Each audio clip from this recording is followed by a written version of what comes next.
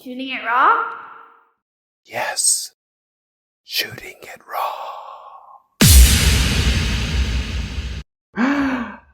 Oh! Well, that is one of my stone lithographs. And Yes. that one, I originally did one similar to it. I'll explain. It's a vertical print. It's 18 by 24. And Okay. it's birch trees. Yeah. And on the bottom, there's snow and a little creek. And there's about 20 crows that are there kind of bouncing around on this. And I called it the skating party. And this is a kind of a take on one I had done similar to it a number of years back, and it completely sold out. I'd only done about maybe 10 of the prints. Amazing. So I redid it, and I did 20 of them, Yeah. and they're all sold. Yeah. So why something is popular and some Who knows? you just don't know. Somebody who's used to black and white photographs and Ansel Adams style images knows about the changes in tone, and those are black and white. And here, very elegantly, so you've got the birch trees. Yes, they're birches. Birch in the front, the layer of birch in the front, no leaves. So it's just the bark with a black and white, very monochromatic. But in the back, they kind of become colorized to a more... A warm tone. A warm tone. Yeah. I mean, it's quite nice. There's a bit of black, a bit of tan. It's very stark because it's very Canadian. So it's like nothing is alive except for these poor treeless leaves, leafless trees. And there are 12, I assume 12 crows? It's right behind me. That's a huge piece that's exactly the same, but I had it, it was at its show down on Granville Island, and they ended up blowing the image up and putting it onto brushed aluminum. Yep. And it sat outside for 6 months at a show right next to the ocean cement plant. Amazing. And so the birds, I try to do a relationship between the animals, like the birds that I do, as if they're kind of talking to each other. Well, okay, so these are crows or ravens? They're crows. Okay. They're crows, yeah. Crows. Okay, so the thing with crows, now that I've moved back, I live in Vancouver, in North Van, we have, and my roommates and I are just really animal-centric. We have a relationship with a lot of the animals. Yeah. So be it it's the crows and then the stellar jays. Stellar jays, yes. Yeah. Mm-hmm. So a crow is definitely, like for somebody who has a dog, you say, dogs have personalities. Some people, but people who never had dogs are just like a dog's a dog. In the same way that a crow, once you enter their world, you realize, oh, wait a second, this is a very social group and all this stuff. And they are, yeah. And you can call it a skating party. Yeah, I like to give kind of a humorous, when you always have to title something, because on the bottom of a lithograph, you put in the edition number and you put the name of the print and then you sign it. Right. And whenever I'm doing it, I like to do something, that's kind of appealing. Whimsical. Whimsical. Yeah. I'm not really I don't do serious things. I think I do things that I kind of... Well, your energy is really warm and you're smiling very easily, which people can probably hear. And it's fun. It's fun. It's not fun. Well, no. It is kind of fun in a way. Is fun the right word? I mean, I don't know what it's going to be like until you get the thing printed. It's right. And when I pulled off the last of this one, it worked out just perfectly. A lot of things can go wrong in lithography. You can get too much water. You can get ink that's too thick. You can, in fact, the one that I said I'd done 70 hours on the black and white portion of the drawing. I ended up not putting enough acid into the kind of so-called etch. And the shadow of what was on the stone before that I'd sanded off was showing through. And I had to ditch it and do the whole drawing all over again. So it's really a difficult way of doing things. But back to the titling, I just really like having a little bit of fun. And I think people really, really enjoy the... BC is outside. In terms of the energy, in terms of the connection, in terms of life. Well, and look, like living in Hong Kong. Have you ever been to Hong Kong? No, I haven't. Okay, so Hong Kong is alive in a way that it's basically subtropical. Yeah. So alive. Yeah, I can't imagine it. I just can't imagine it. Well, I'll send you photos. It'll blow your mind. Like it's so beautiful, but in a very different way. And what's interesting about BC is the interface between nature and the people. Your art, in a way, speaks so much about who you are. And in this case, you got these crows together, and I like it. You can even see like they're all stepping in a way, and they all have the personality of one is looking at the ice, one is kind of sticking his foot out. They're playful, curious, and it's like looking at a population of people, really. Well, I love crows, and I mean, I live in this area, and every night there are masses, thousands of them, as everybody in Vancouver knows, and they go over the top. And sometimes, like I know a couple of weeks ago, it was a very windy day, and these crows, they're all they're going up, and then they're diving and circling, and they're all doing it together, and they're all playing. Yeah. They're so smart. They're corvids, which is a family. That's the Stellar's jays, and it's also whiskey jacks, which are the little birds that you see. Best name for a bird ever. Yeah, or they call them camp robbers sometimes. Okay. I just finished doing 2 pieces of those birds, and they're Canada's national bird now. They were just voted in, I think, a couple of years ago. Okay. Yeah, but I really love birds, and when you live in a place like Vancouver, there is so many. There's trees. The only thing that we don't get here is your Stellar's jays. They like being more in the evergreen forest. You get them in North Van. Sure. I've seen a couple of them here towards UBC, but we don't get them very much. But in our house, there's their pair, a couple. They would literally come through the back door, hop through the house, and go out the balcony. Like they've figured out that this weird cave. I'll show you the video later. This weird cave. They come in. They're just like peanuts. Oh, right. Peanuts, and then you see them just hopping. Like, sorry, no peanuts. They hop.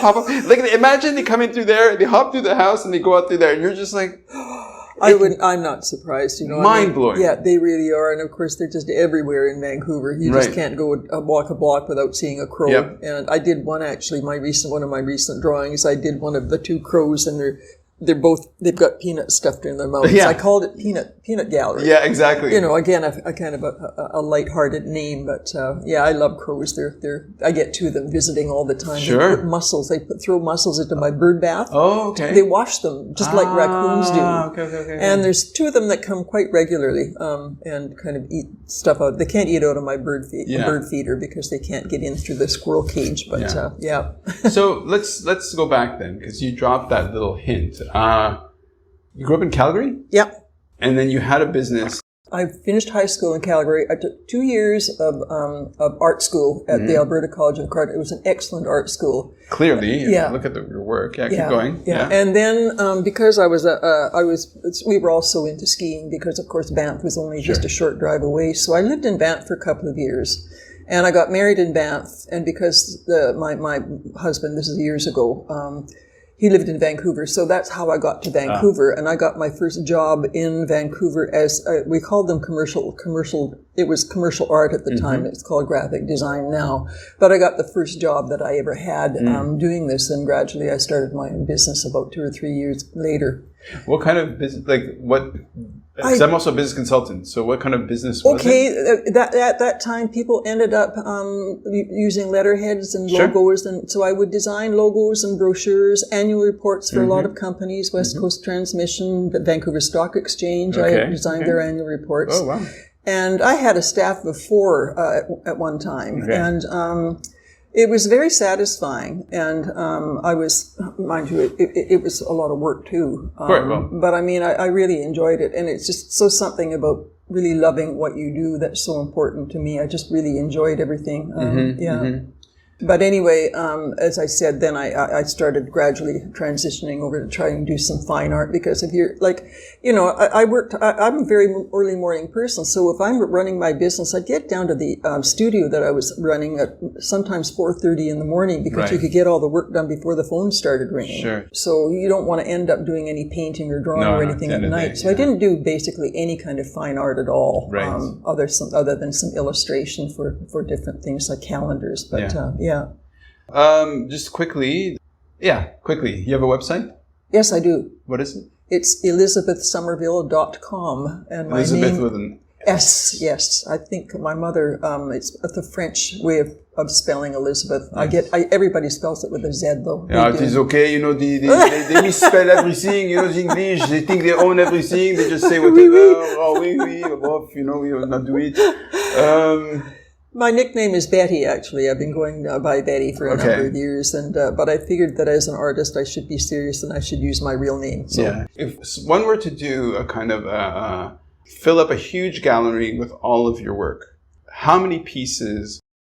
In the hundreds, or like what? Well, as far as actual, if you're counting the editions of the prints, it would definitely be in more like thousand anyway. But the individual compositions that I ended up printing, like say I just did one of them, I would say maybe about 300, maybe. Wow. Maybe. Yeah. I'm guessing, but maybe 200. It's hard to say. Yeah.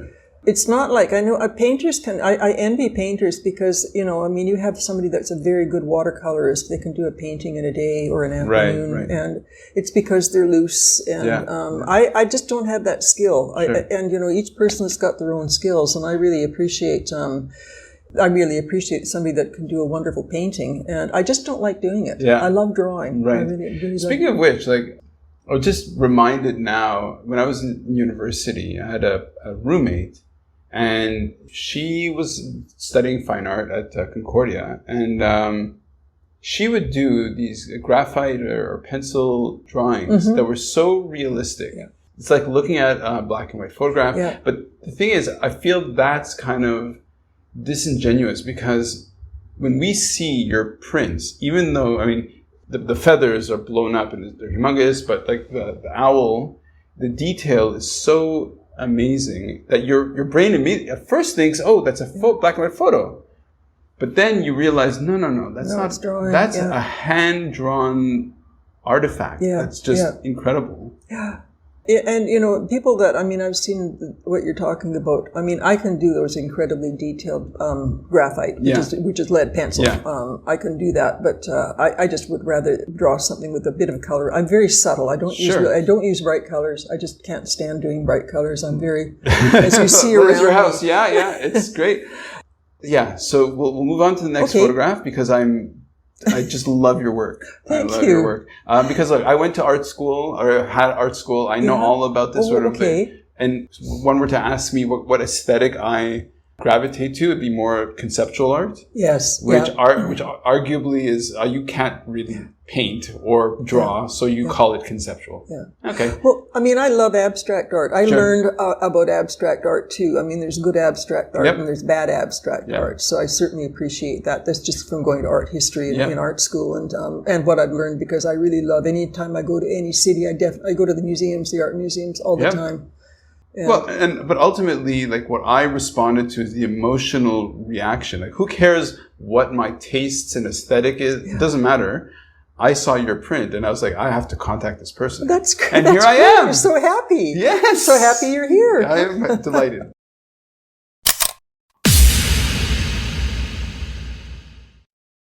So is life really a gift? Really? Can you make every second count? That's the whole point of the podcast. So if you like what you've seen and you're inspired, because that really is my mission, then please give it a like, subscribe, and share. Shooting it raw? Yes. Shooting it raw.